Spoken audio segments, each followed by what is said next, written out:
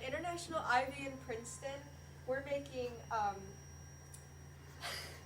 so I decided to make a character with movable joints on Tinkercad for the 3D printing project, or class.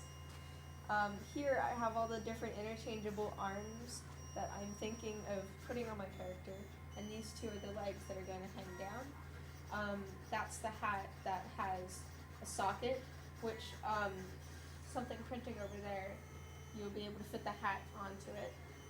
And the body is printing over here. It's been taking a while, but actually this is perfect because you can sort of see the little holes where the sockets are for the arms and legs to go. So the two inner ones are for the legs and the two outer ones are for the arms. And the upper ones on the top triangle sides, those are also for arms.